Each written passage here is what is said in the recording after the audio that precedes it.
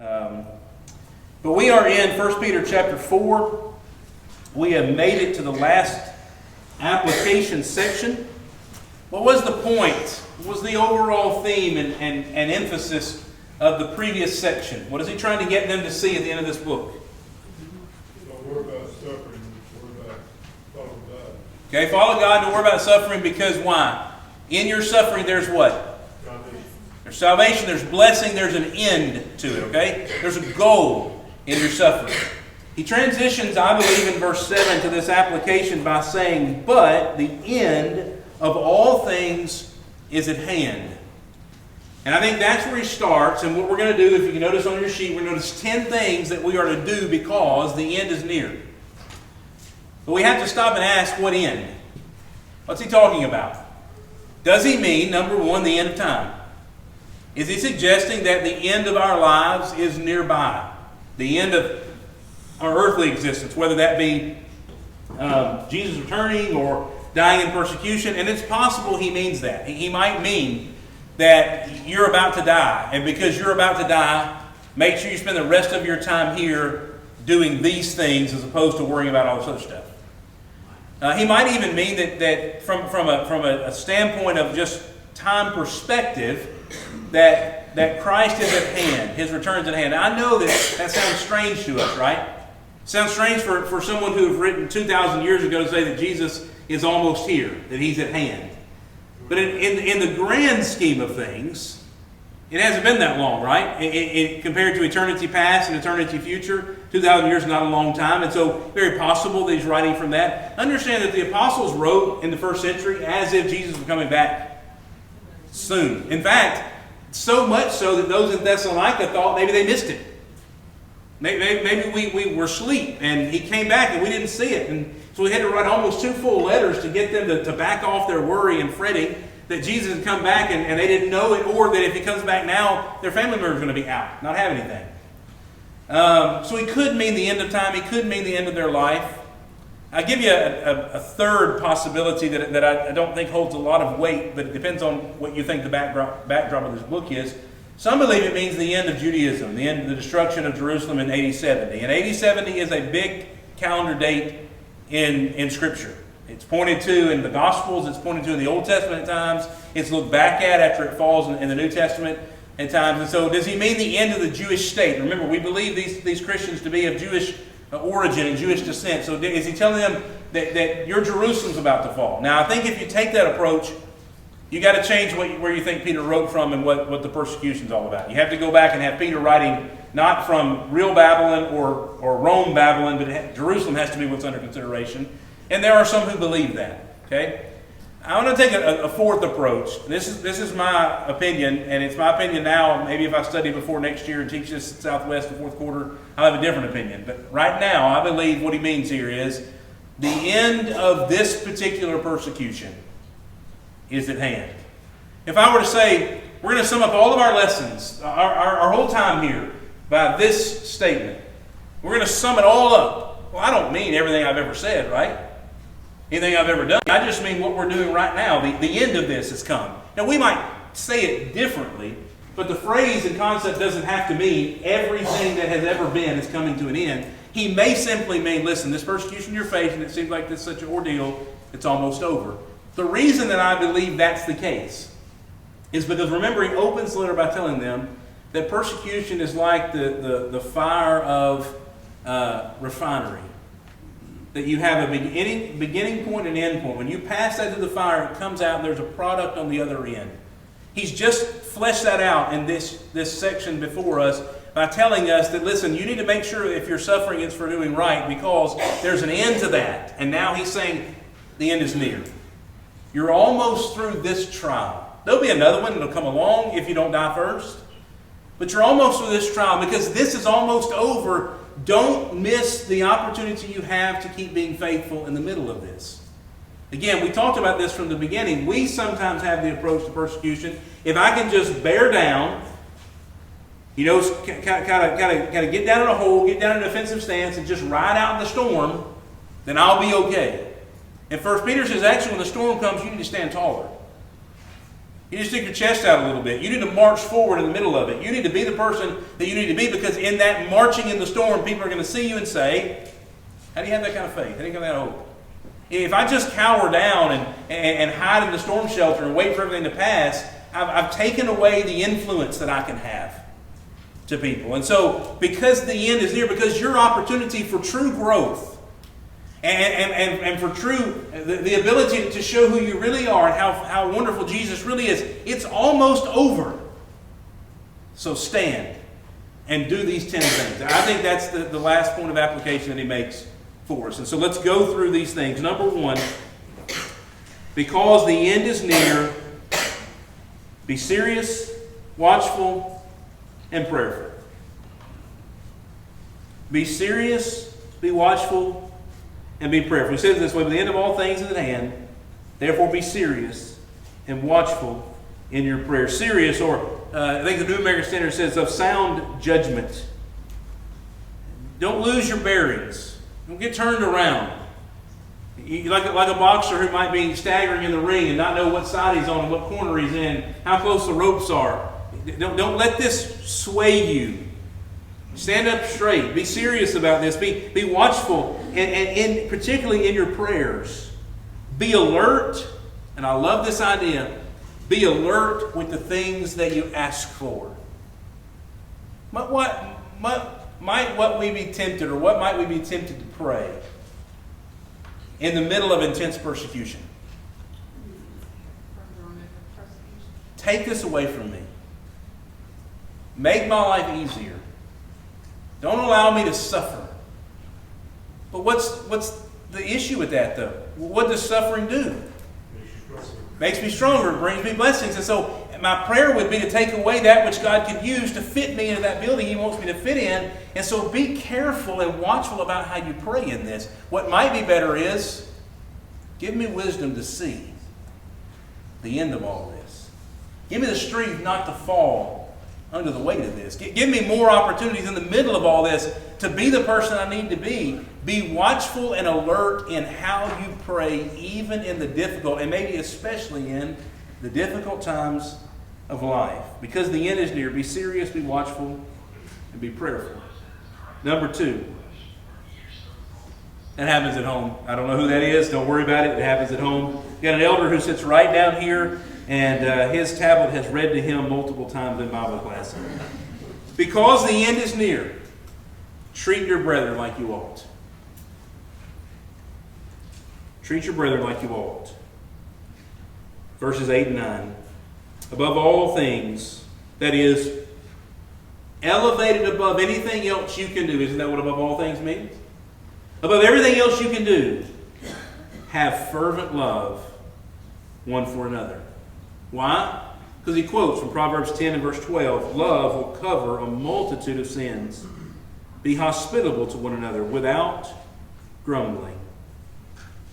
Practice fervent love. Remember we talked about it. He talked about it earlier in the book. There's a possibility in the midst of persecution that you're going to turn on one another. That if the church is being pressured from the outside, that the pressure mounts so much on the inside that we begin to infight. Realize this pressure is about to be over, and if you've stirred up turmoil in the middle of that pressure, when the pressure's gone, all you're left with is the turmoil. When the problem is gone, all you're left with is the residual effect of not getting along during it. I think homes need to take a listen to this. Having trouble with a marriage or with children or maybe with in-laws, and that pressure's from the outside because husband and wife need to fix it, they need to correct it, and they begin to turn on one another, and then all of a sudden the problem's gone, and all you're left with is a husband and wife that can't get along with each other because all they remember is how much they fought in the midst of that. It should be that when times are difficult, we show more love. That we watch our tempers even more. That we watch our responses even more closely. In fact, there's a possibility that some in the church are going to be without because the state's going to come and take away their things and destroy their property. And if that be the case, show hospitality. That doesn't mean treat someone to a meal. It means open your home. It means give them a place to stay, maybe even a place to live, and do so gladly. You know why? Because it could have been your house that was taken away. It could have been your house that was burned down. It could have been your husband that was carted off by the Roman government. But it wasn't. And so because you still have what you need, you supply others with what they need. Show hospitality. Show fervent love. Because the end is near, treat your brethren like you ought. Number 3. Because the end is near, use every gift you have to the glory of God.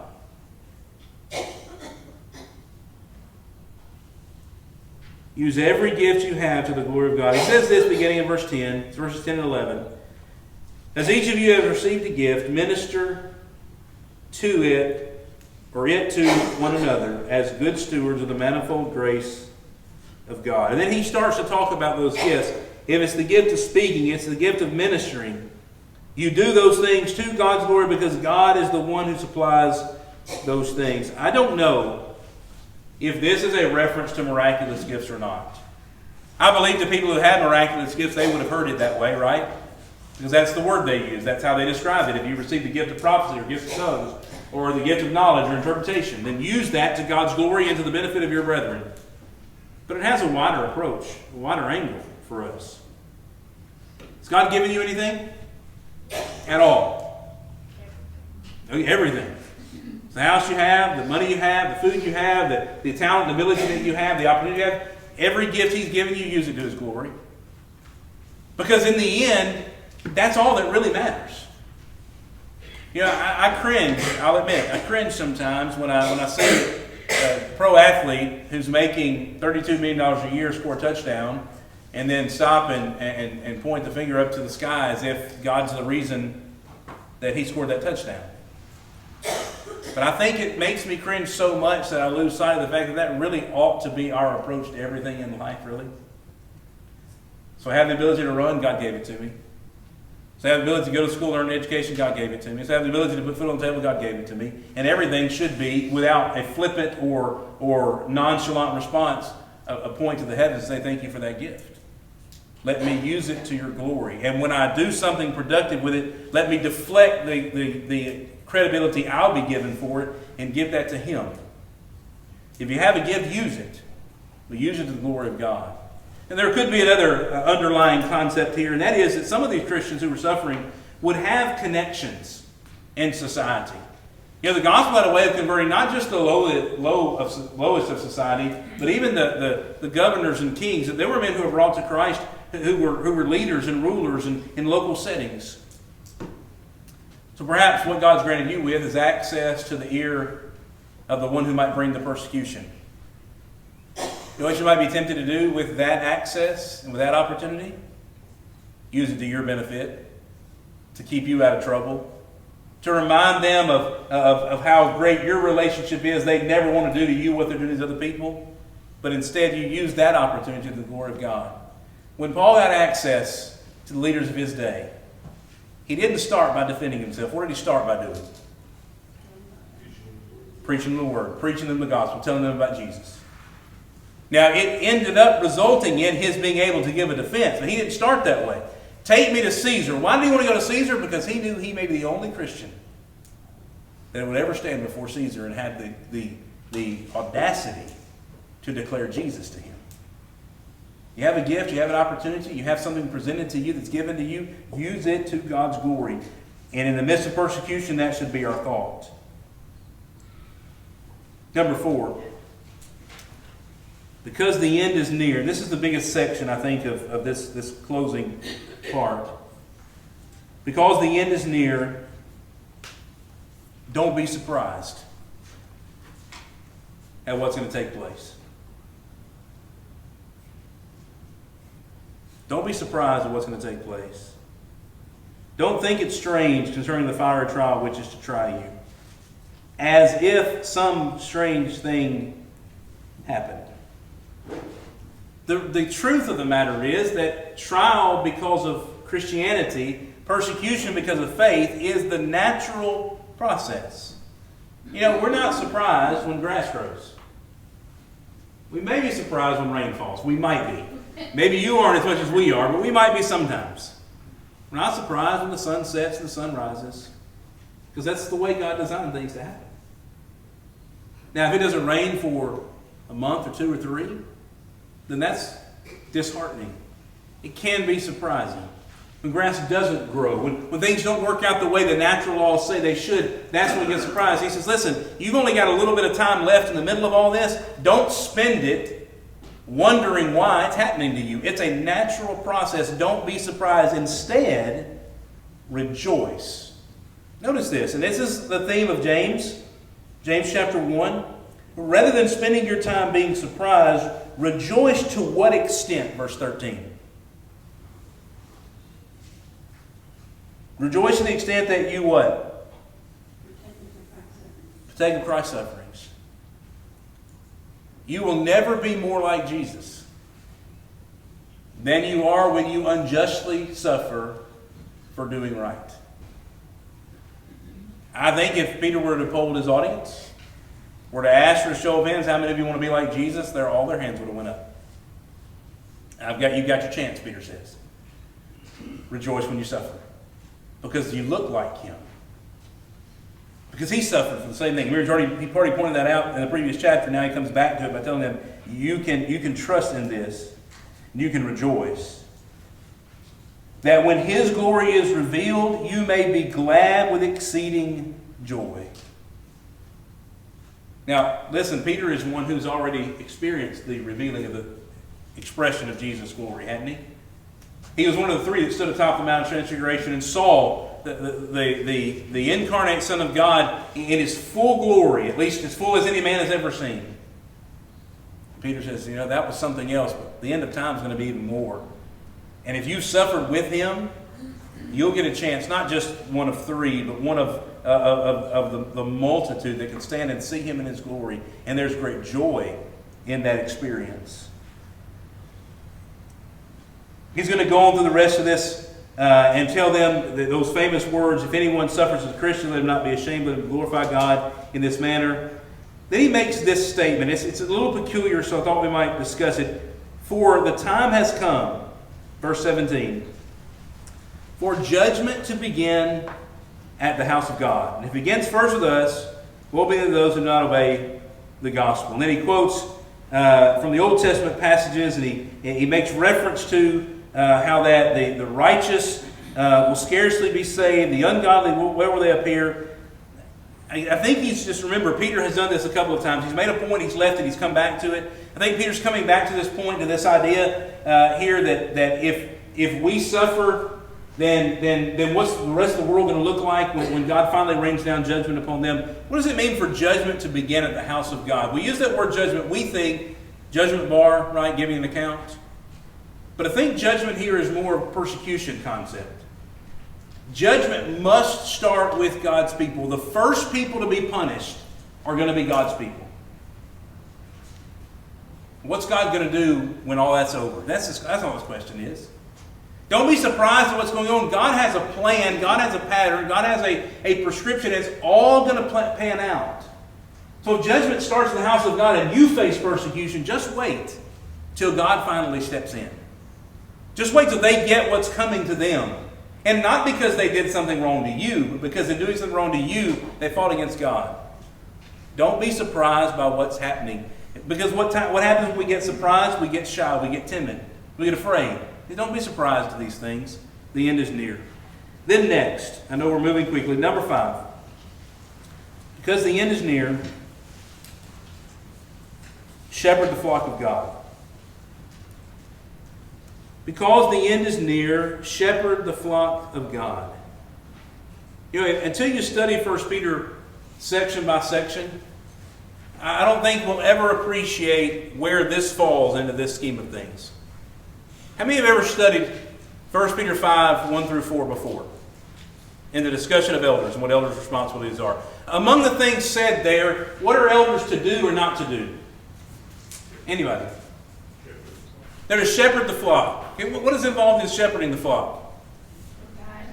Guiding them, leading, correcting, feeding them, giving them water to drink. It really is keeping them alive, right?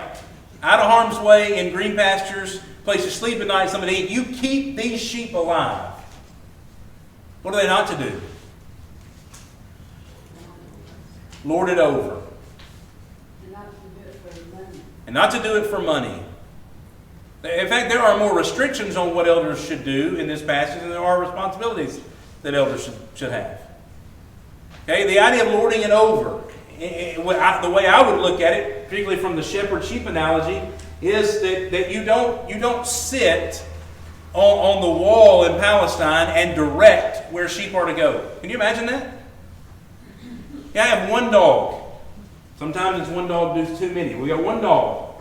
That dog runs outside at times, and I will say, Grizz, that's his name, Grizz, come back. Sometimes he might not even look at me. He's going to go where he wants to go. He's going to do what he wants to do. He's a dog, and he'll do it. And I could stand on the porch all day long and yell and scream, and the neighbors get amused and then finally annoyed at my not being able to control my dog. What's the best thing for me to do? Go get him. Go get him. I've heard one preacher describe it this way: you don't drive sheep, you lead them. Another preacher said it like this: sheep or a shepherd is to smell like the sheep. You know, shepherds of ancient Palestine slept among the sheep. They lived among the sheep from a working standpoint. They knew them by name. And the sheep knew their voice. Talk about John 10, some amazing analogies in John 10. There were common places that sheep would rest at night in the land of Palestine. That 2 or 3 different shepherds would take their sheep into the same fenced-in or hemmed-in area. And in the morning, that shepherd would go outside the door, and he would, just by his voice, call his sheep. And you know what? Only his sheep would get up and come out. That doesn't happen because you sit on top of a wall and bark orders at where people are supposed to go. You're in their lives, you know their names, and you guide them, and you lead them, and you feed them, you protect them with your life, and when they're in trouble, they will seek your help. That's the elder-member relationship in 1 Peter chapter 5. It's so important because this may be the only protection the first century sheep had. Today we think about the role of elders as keeping people out of sin and keeping people in the pew and keeping people in the classroom. And I understand all that's true, but these sheep were in danger of being slaughtered. And God turned to the local elders and said, get down there with them and you take care of them. And you don't yell and scream at them, and you don't lord it over them, and you don't do it because you're getting paid for it. But you protect the sheep with your life. Isn't that what Jesus said a good shepherd does? Is to lay down his life. You stand in their way of harm.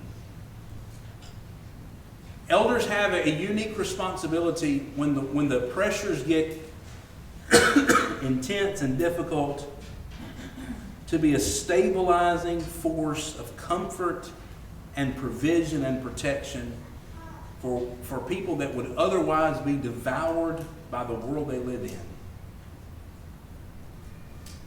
And that's why church discipline and strong preaching and all those things matter. Not because elders have been entrusted with making sure the rest of the world knows that we're sound. Making sure that not one sheep falls in the ditch, gets left behind. Or not one wolf comes in and takes them away. That's why they're there. Shepherd the sheep. Next. Because the end is near, the flock needs to follow. The flock needs to follow. That's verse 5. He would say, likewise, younger people, submit yourselves to your elders. Now, I don't know if that's just to the elders in official capacity or it's one generation to the next. You could argue both ways, I guess. Yes, all of you, be submissive to one another. Hasn't he said this already? Be clothed in humility, for God resists the proud, but he gives grace to the humble. You're only going to make it through if you realize that the people that God put over your soul care about you. You know, I've had for years teenagers suggest that the rules of their parents were intrusive and unloving because it limited their ability to have fun and to choose. It's only been in recent years that I've heard that more and more with people in the church regarding elderships and God himself. Listen, if they've been entrusted with guiding you, they should know where the ditches are. They should know where the struggles come from. If they set a boundary in your life, there's probably a real good reason for that. Rather than flexing your independence, submit to their rule. Because they do watch over you as those that will give account, Hebrews chapter 13. They care for you. If the first 4 verses are true, then verse 5 can be followed without question. You ever watch a child, maybe told it to jump off the edge of a swimming pool or to walk across a crowded department store, and you may call them and you may get them to try to get them to do it, but they have nothing to do with you. And wait for mom or dad to step in and reach down and say, "Come on across." Watch that child without even really looking just plunge headlong toward mom or dad. That's the picture here of the shepherd and the sheep. I can't listen to just anyone, and I can't follow just anyone, but I have shepherds who love me and who care about me, and they say, "Wayne, it's okay, just take my hand and come on. I will go and I will submit because my best interest is in their heart." And they're not going to lead me to danger. They're not going to use me to make money. And they're not going to exercise power over me to show what kind of power they have. I'm going to submit to them because that's what God would have me to do, and He gives grace to the humble. Number 7, because the end is near, reverence God and trust Him. Because the end is near, reverence God and trust Him. Therefore, humble yourselves under the mighty hand of God, that He will exalt you in due time, casting all your care upon Him, for He cares for you. What I find interesting, if you keep this in context, is He's not suggesting, as you suffer, render yourself the product of and the property of your persecutor. Give everything up and let Nero do whatever he wants to do to you because you can't stop him anyway. He said, in the midst of your pressure, you submit yourself to God. You're still serving Him. Regardless of what's going around you, you cast your care upon Him. He cares for you. We talk about this in prayer. This is not necessarily a prayer passage, although it can apply. It's a mind and a heart and a spirit that says, I will serve and submit to God no matter what man does to me. Because the end is near, reverence God and trust Him. Because the end is near, verse 8, watch out for your enemy. Watch out for your enemy. Be sober. Be vigilant. Because your adversary, the devil, walks about like a roaring lion, seeking whom he may devour. There's an interesting connection, I told you, between the book of Job and the book of 1 Peter. This may be the most visible of those connections. Remember, when the sons of God came to give an account in Job chapter 1, the things they had been doing to God, or things they had been doing, they gave an account to God. Satan came also, and God said, where have you been? You remember what Satan's answer was? Walking to and fro on the earth. I think you connect that passage to this passage, I know what Satan was looking to do. In fact, I have a suspicion that's what he was doing, because God answered and said, have you considered Job? There's somebody you haven't devoured. There's somebody you haven't eaten up. There's somebody you haven't turned to your side. Have you considered him? The devil, Brother Cates always described to us like this. He had it almost as if he had his thumbs behind his suspenders, and he was saying, I've been walking in my domain in where I rule and where people follow me. And God burst his bubble with one question.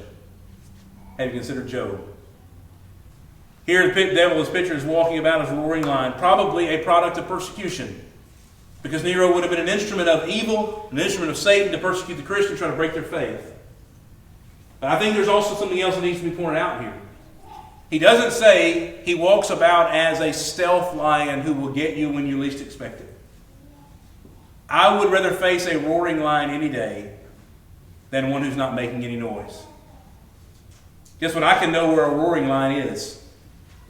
I can know how close how quickly he's traveling, how close he is to me. The Bible says in 2 Corinthians 12 that we are not, or chapter 2 rather, we are not ignorant of his devices. There may have been a time when we didn't know how Satan operated, but guess what? We have the entire will of God and mind of God here, and he has laid forth and laid bare everything the devil can and will do. So now he's not a silent lion that's walking to and fro on the earth, who's hurting Job, and Job doesn't know how. I've got all the answers in Scripture. I can know how he's coming. He's roaring, and I can get out of his way. But because the end is near, pay attention, be watchful for your enemy. Number 9, because the end is near, because the end is near, remember the true purpose of suffering. And he makes this great end statement in verses 9 through 11. Resist him steadfast in the faith, knowing the same sufferings are experienced by your brotherhood in the world. You're not alone in this. Now, if persecution makes one Christian stronger, what's brotherhood persecution going to do? It's going to make the whole church stronger.